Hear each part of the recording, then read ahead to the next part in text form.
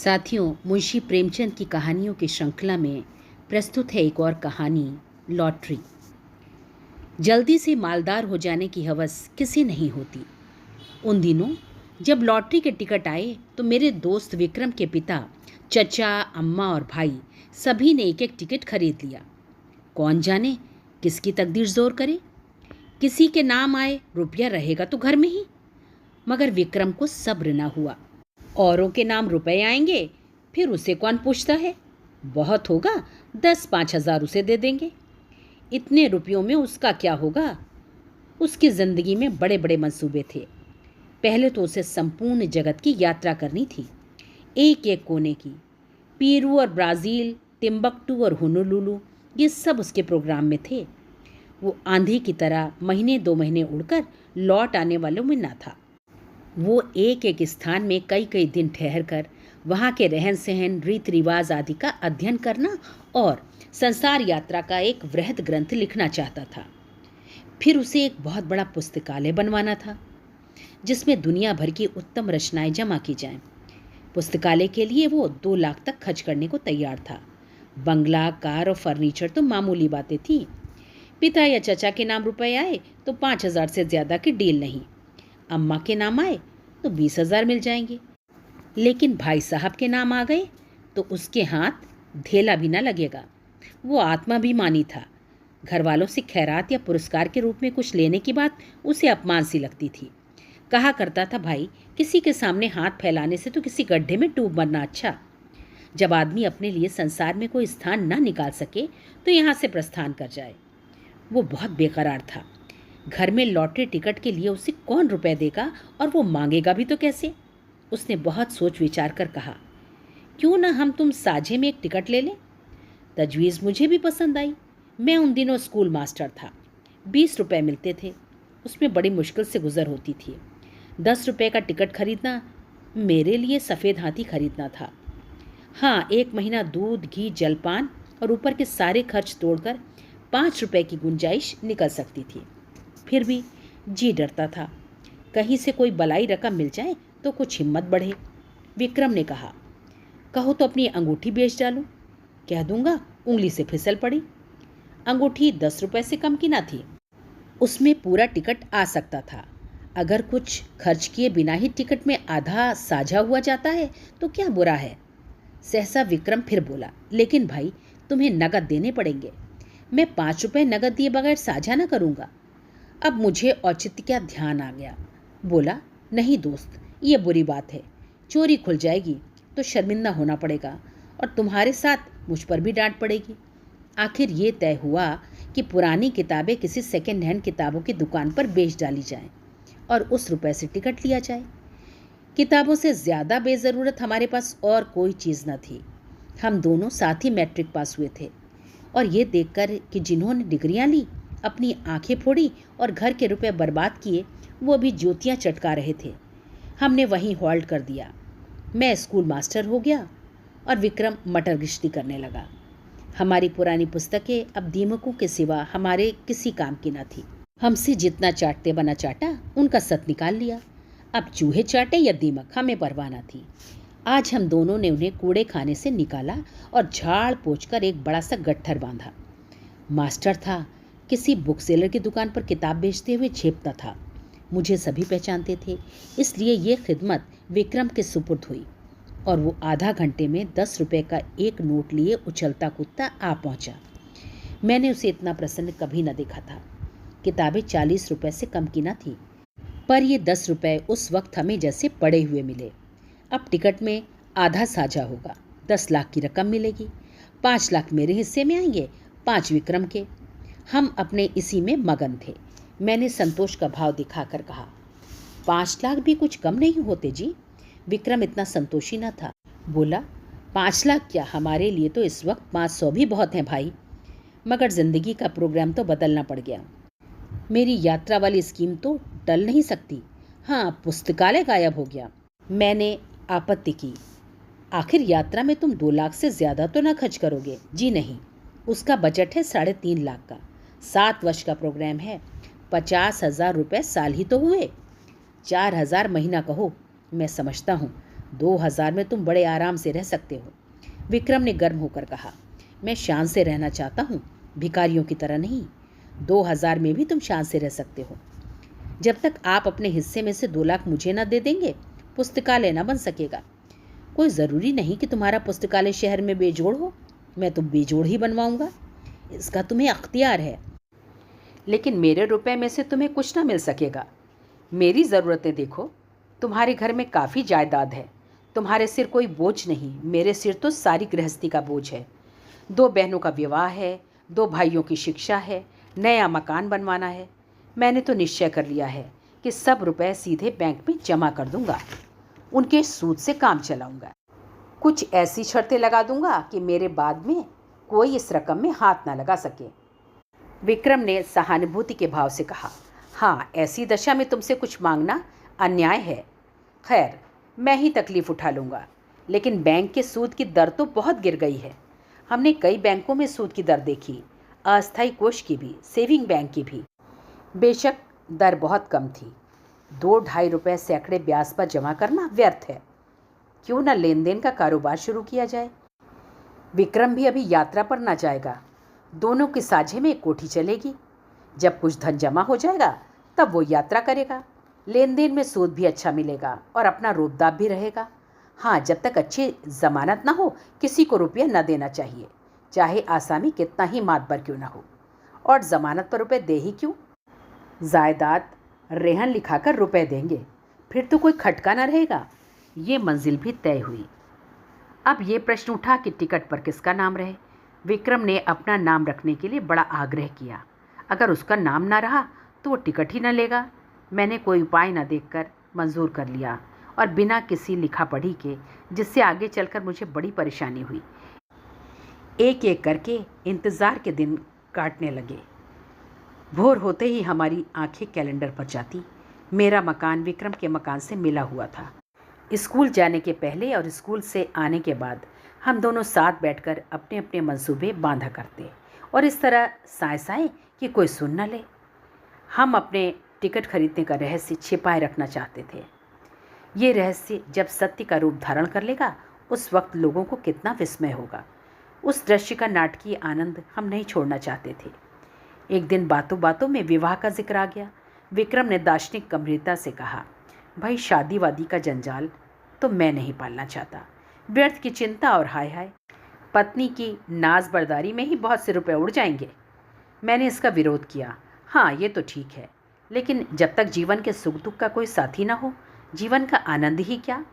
मैं तो विवाहित जीवन से इतना विरक्त नहीं हूँ। हाँ, साथी ऐसा चाहता हूँ जो अंत तक साथ रहे, और ऐसा साथी पत्नी के सिवा दूसरा नहीं हो सकता। विक्रम ज़रूरत से ज़्यादा तुनक मिजाजी से बोला, खैर, अपना अपना दृष्टिकोण है। आपको बीवी मुबारक, और कुत्तों की तरह उसके पीछे पीछे चलना तथा बच्चों को संसार की सबसे बड़ी विभूति और ईश्वर की सबसे बड़ी दया समझना मुबारक। बंदा तो आज़ाद रहेगा, अपने मज़े से चाहा जब चाहा उड़ गए और जब चाहा घर आ गए। ये नहीं कि हर वक्त एक चौकीदार आपके सिर पर सवार हो। ज़रा सी देर हुई घर आने में और फ़ौरन जवाब तलब हुआ, कहाँ थे अब तक। अब कहीं बाहर निकले और फ़ौरन सवाल हुआ, कहाँ जाते हो। और जो कहीं दुर्भाग्य से पत्नी भी साथ हो गई, तब तो डूब मरने के सिवा आपके लिए कोई मार्ग ही नहीं रह जाता। ना भैया, मुझे आपसे ज़रा भी सहानुभूति नहीं। बच्चे को ज़रा सा जुकाम हुआ और आप बेतहाशा दौड़े चले जा रहे हैं होम्योपैथिक डॉक्टर के पास। ज़रा उम्र खिसकी और लड़के मनाने लगे कि कब आप प्रस्थान करें और वो गुलछर्रे उड़ाएं। मौका मिला तो आपको जहर खिला दिया और मशहूर किया कि आपको कॉलरा हो गया था। मैं इस जंजाल में नहीं पड़ता। कुंती आ गई। वो विक्रम की छोटी बहन थी, कोई 11 साल की, छठे में पढ़ती थी और बराबर फेल होती थी। बड़ी चिबिल्ली, बड़ी शौक, इतने धमाके से द्वार खोला कि हम दोनों चौंक कर उठ खड़े हुए। विक्रम ने बिगड़ कर कहा, तू बड़ी शैतान है कुंती, किसने तुझे बुलाया यहाँ। कुंती ने खुफिया पुलिस की तरह कैमरे में नज़र दौड़ाकर कहा, तुम लोग हरदम यहाँ किवाड़ बंद किए बैठे क्या बातें किया करते हो। जब देखो यहीं बैठे हो, न कहीं घूमने जाते हो, न तमाशा देखने। कोई जादू मंत्र जगाते होंगे। विक्रम ने उसकी गर्दन पकड़कर हिलाते हुए कहा, हाँ, एक मंत्र जगा रहे हैं जिसमें तुझे ऐसा दूल्हा मिले जो रोज़ गिनकर 5,000 हंटर जमाए सड़ासड़। कुंती उसकी पीठ पर बैठकर बोली, मैं ऐसे दूल्हे से ब्याह करूंगी जो मेरे सामने खड़ा पोछ हिलाता रहेगा। मैं मिठाई के दोने फेंक दूंगी और वो चाटेगा।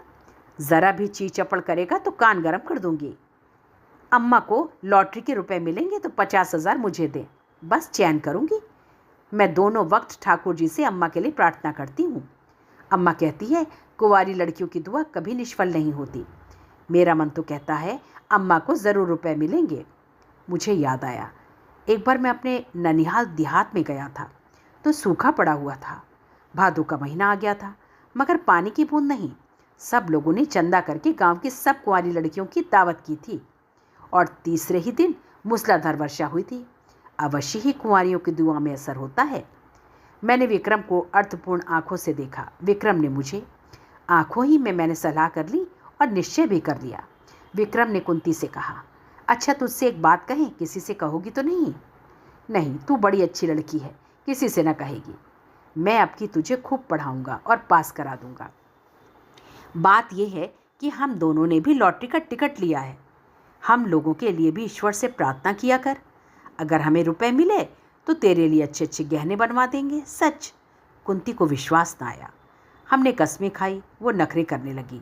जब हमने उसे सिर से पांव तक सोने और हीरे से मढ़ देने की प्रतिज्ञा की तब वो हमारे लिए दुआ करने पर राजी हुई। लेकिन उसके पेट में मनो पिठाई पच सकती थी? वो ज़रा सी बात न पची, सीधे अंदर भागी और एक क्षण में सारे घर में ये खबर फैल गई। अब जिसे देखिए विक्रम को डांट रहा है। अम्मा भी, चचा भी, पिता भी, केवल विक्रम की शुभकामना से या और किसी भाव से, कौन जाने, बैठे बैठे तुम्हें हिमाकत ही सोचती है। रुपए लेकर पानी में फेंक दिए। घर में इतने आदमियों ने तो टिकट लिया ही था, तुम्हें लेने की क्या ज़रूरत थी? क्या तुम्हें उसमें से कुछ ना मिलते? और तुम भी मास्टर साहब बिल्कुल घोंगा हो। लड़के को अच्छी बातें क्या सिखाओगे, उसे और चौपट किए डालते हो। विक्रम तो लाडला बेटा था, उसे और क्या कहते हैं। कहीं रूठकर 1-2 जून खाना ना खाए तो आफत ही आ जाए। मुझ पर सारा गुस्सा उतरा। इसकी सोहबत में लड़का बिगड़ा जाता है।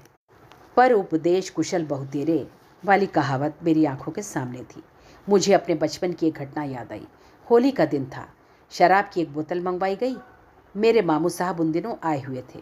मैंने चुपके से कोठरी में जाकर गिलास में एक घुट शराब डाली और पी गया। अभी गला जल ही रहा था कि आंखें लाल ही थी कि मामू साहब कोठरी में आ गए और मुझे मानो सेंधा में गिरफ्तार कर लिया।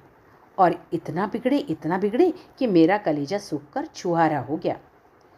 अम्मा ने भी डांटा, पिताजी ने भी डांटा। मुझे आंसुओं से उनकी क्रोधाग्नि शांति करनी पड़ी। और दोपहर ही को मामू साहब नशे से पागल होकर गाने लगे। फिर रोए, फिर अम्मा को गालियां दी। दादा के मना करने पर भी मारने दौड़े और आखिर में क्या करके ज़मीन पर बेसुध पड़े नजर आए। विक्रम के पिता बड़े ठाकुर साहब और ताऊ छोटे ठाकुर साहब दोनों जड़वादी थे। पूजा पाठ की हंसी उड़ाने वाले पूरे नास्तिक, मगर अब दोनों बड़े निष्ठावान और ईश्वर भक्त हो गए थे। बड़े ठाकुर साहब प्रातःकाल गंगा स्नान करने जाते और मंदिरों के चक्कर लगाते हुए दोपहर को सारी देह में चंदन लपेटे घर लौटते। छोटे ठाकुर साहब घर पर ही गर्म पानी से स्नान करते और गठिया से ग्रस्त होने पर राम राम लिखना शुरू कर देते। धूप निकल आने पर पार की ओर निकल जाते और चींटियों को आटा खिलाते। शाम होते ही दोनों भाई अपने ठाकुर द्वारे में जा बैठते और आधी रात तक भागवत की कथा तन्मय होकर सुनते। विक्रम के बड़े भाई प्रकाश को साधु महात्माओं पर अधिक विश्वास था। वो मठों और साधुओं के अखाड़ों तथा कुटियों की खाक छानते और माता जी को तो भोर से आधी रात तक स्नान, पूजा और व्रत के सिवा दूसरा काम ही न था। इस उम्र में भी उन्हें श्रृंगार का शौक था, पर आजकल पूरी तपस्विनी बनी हुई थी। लोग नाहक लालसा को बुरा कहते हैं। मैं तो समझता हूँ हम में जो ये भक्ति निष्ठा और धर्म प्रेम है, ये केवल हमारी लालसा, हमारी हवस के कारण। हमारा धर्म हमारे स्वार्थ के बल पर टिका हुआ है। हवस मनुष्य के मन और बुद्धि का इतना संस्कार कर सकती है, ये मेरे लिए बिल्कुल नया अनुभव था। हम दोनों भी ज्योतिषियों और पंडितों से प्रश्न करके अपने को कभी दुखी कर लिया करते थे। ज्यों ज्यों लॉटरी का दिवस समीप आता, हमारे चित्त की शांति उड़ती जाती थी। हमेशा उसी ओर मन टंगा रहता। मुझे आप ही आप अकारण संदेह होने लगा कि कहीं विक्रम मुझे हिस्सा देने से इनकार कर दे तो मैं क्या करूँगा। साफ इनकार कर जाए कि तुमने टिकट में साझा किया ही नहीं, ना कोई तहरीर है, ना कोई सबूत। सब कुछ विक्रम की नीयत पर है। उसकी नीयत ज़रा भी डामाडोल हुई कि काम तमाम। कहीं फरियाद नहीं कर सकता, मुंह तक नहीं खोल सकता। अब अगर कुछ कहूँ भी तो कुछ लाभ नहीं। अगर उसकी नीयत में फितूर आ गया है तो वो अभी से इनकार कर देगा। अगर नहीं आया है तो इस संदेह से उसे मर्मांतक वेदना होगी। आदमी ऐसा तो नहीं है, मगर भाई दौलत पाकर ईमान सलामत रखना कठिन है। अभी तो रुपए नहीं मिले हैं। इस वक्त ईमानदार बनने में क्या खर्च होता है। परीक्षा का समय तो तब आएगा जब 10 लाख रुपए हाथ में होंगे। मैंने अपने अंतःकरण को टटोला। अगर टिकट मेरे नाम का होता और मुझे 10 लाख मिल जाते तो क्या मैं आधे रुपए बिना कान पूछ हिलाए विक्रम के हवाले कर देता? कौन कह सकता है, मगर अधिक संभव यही था कि मैं हीले हवाले करता, कहता तुमने मुझे 5 रुपये उधार दिए थे, उसके 10 ले लो, 100 ले लो, और क्या करोगे। मगर नहीं, मुझसे इतनी बदनीयती ना होती। दूसरे दिन हम दोनों अखबार देख रहे थे कि सहसा विक्रम ने कहा, कहीं हमारा टिकट निकल आए तो मुझे अफसोस होगा कि नाहक तुमसे साझा किया। वो सरल भाव से मुस्कुराया, मगर ये थी उसके आत्मा की झलक जिसे वो विनोद की आड़ में छिपाना चाहता था। मैंने चौंक कर कहा, सच? लेकिन इसी तरह मुझे भी तो अफसोस हो सकता है। लेकिन टिकट तो मेरे नाम का है, इससे क्या? अच्छा मान लो मैं तुम्हारे साजिश से इनकार कर जाऊं। मेरा खून सर्द हो गया, आंखों के सामने अंधेरा छा गया। मैं तुम्हें इतना बदनीयत नहीं समझता था, मगर है बहुत संभव। 5 लाख सोचो, दिमाग चकरा जाता है। तो भाई अभी से कुशल है, लिखा पढ़ी कर लो, ये संशय रहे ही क्यों। विक्रम ने हंसकर कहा, तुम बड़े शक्की हो यार। मैं तुम्हारी परीक्षा ले रहा था। भला ऐसा कहीं हो सकता है? 5 लाख क्या, 5 करोड़ भी हो तब भी ईश्वर चाहेगा तो नियत में खलल ना आने दूंगा। किंतु मुझे उसके इस आश्वासन पर बिल्कुल विश्वास न आया। मन में एक संशय बैठ गया। मैंने कहा, ये तो मैं जानता हूं कि तुम्हारी नीयत कभी विचलित नहीं हो सकती, लेकिन लिखा पढ़ी कर लेने में क्या हर्ज है? फजूल है, फजूल ही सही तो पक्के कागज पर लिखना पड़ेगा। 10 लाख का कोर्ट फीस ही 7,500 हो जाएगी। किस भ्रम में हैं आप?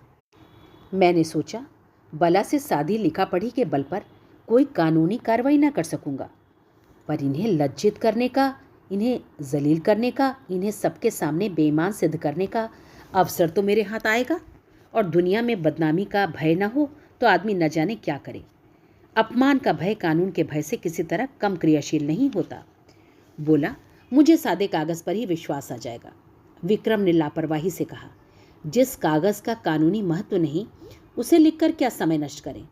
मुझे निश्चय हो गया कि विक्रम की नीयत में अभी से फितूर आ गया है, नहीं तो सादा कागज़ लिखने में क्या बाधा हो सकती है।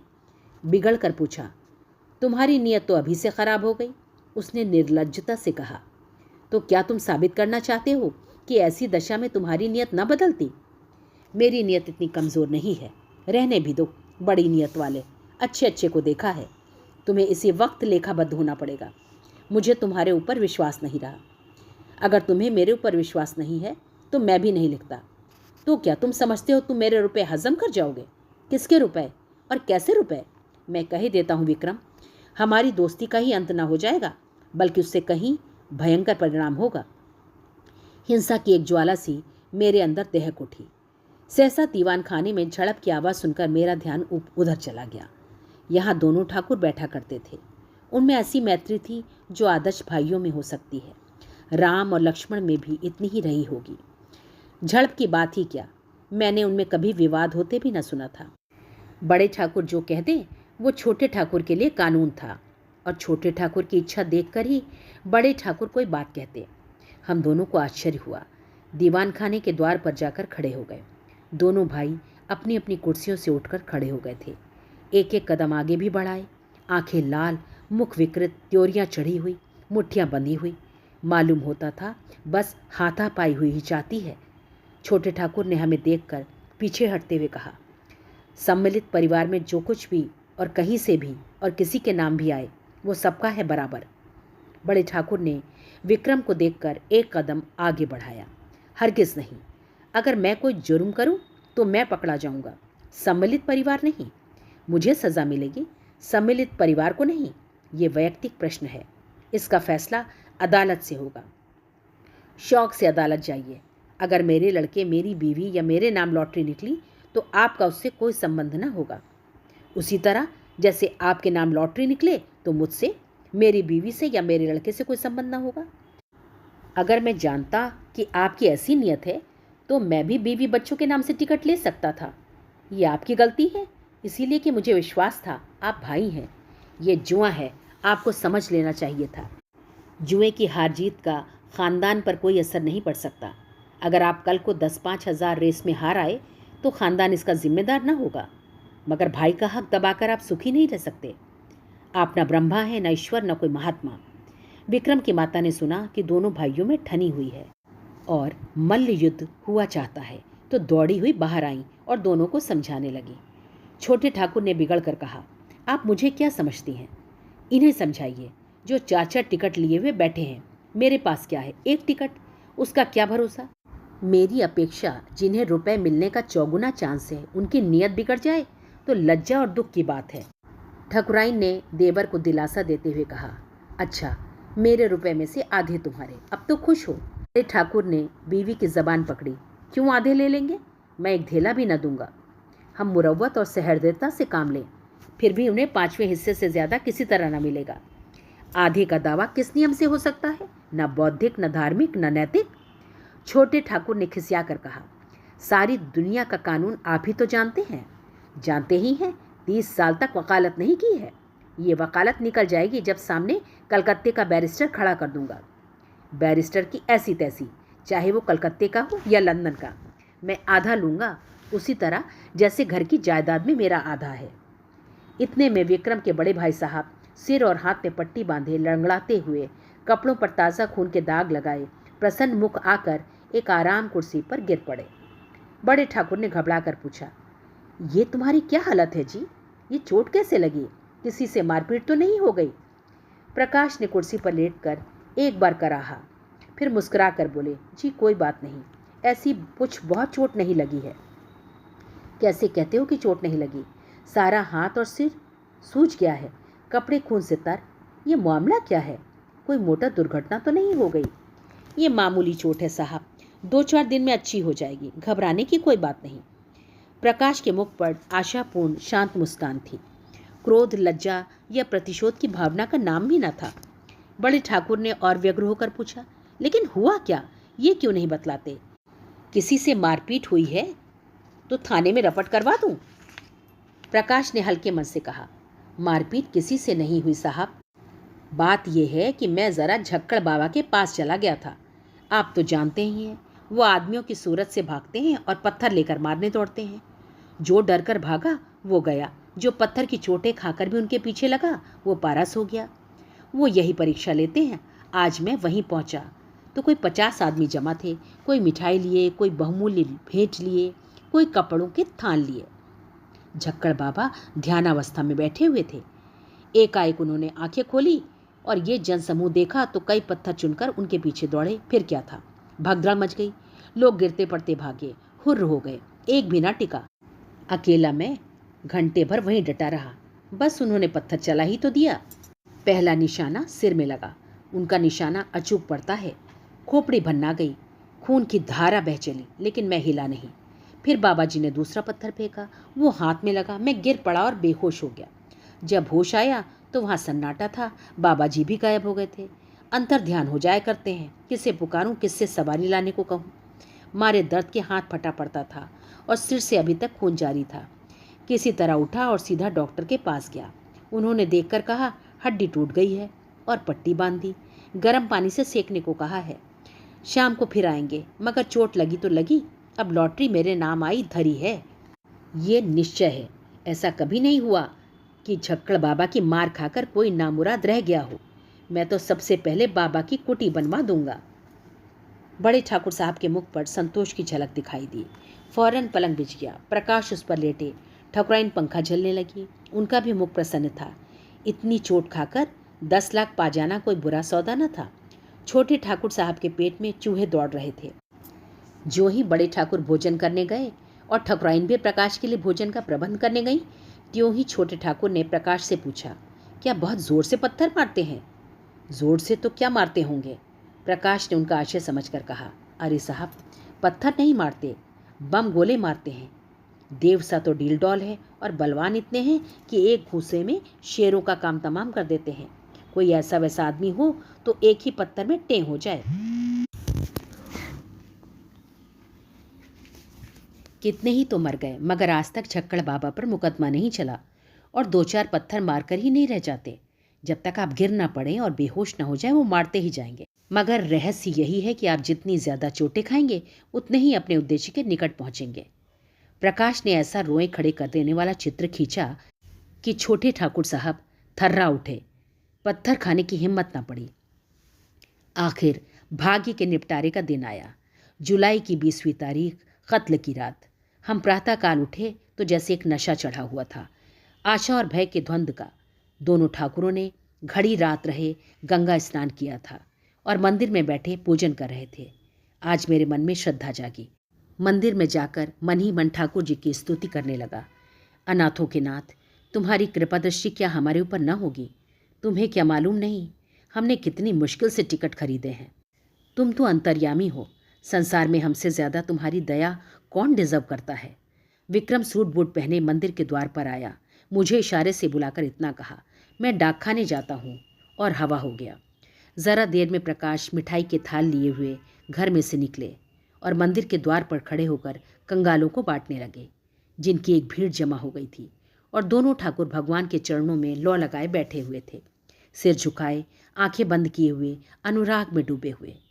बड़े ठाकुर ने सिर उठाकर पुजारी की ओर देखा और बोले, भगवान तो बड़े भक्त वत्सल हैं, क्यों पुजारी जी? पुजारी ने समर्थन किया, हाँ सरकार, भक्तों की रक्षा के लिए भगवान क्षीर सागर से दौड़े और गज को ग्राह के मुंह से बचाया।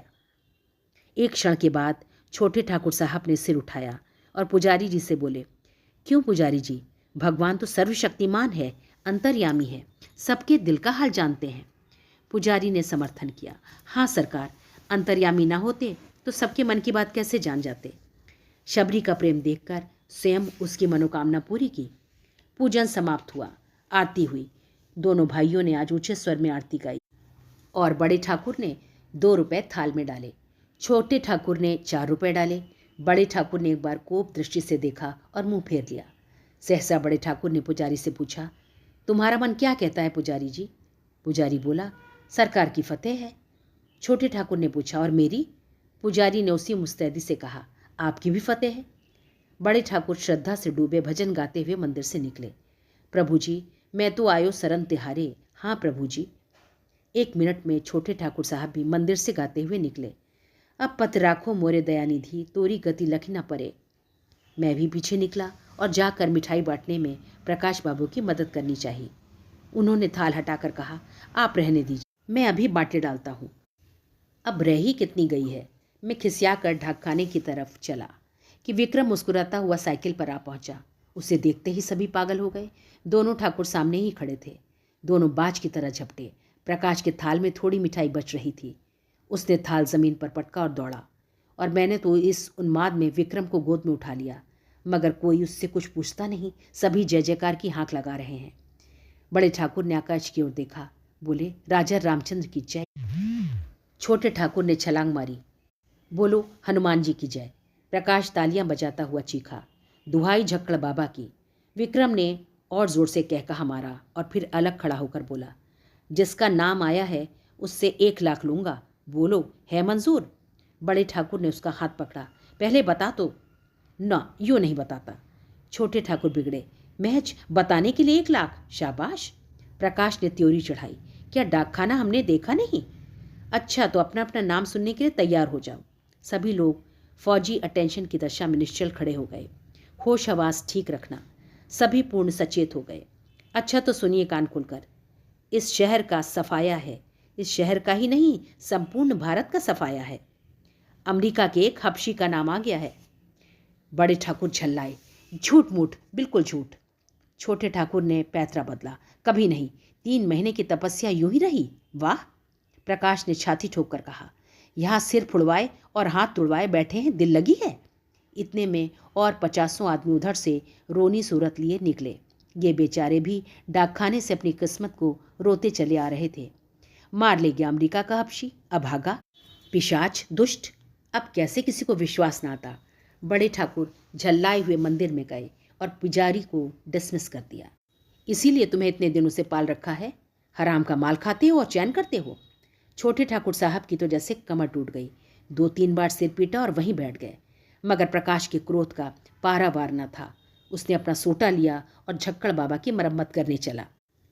माता जी ने केवल इतना कहा, सबों ने बेईमानी की है, मैं कभी मानने की नहीं।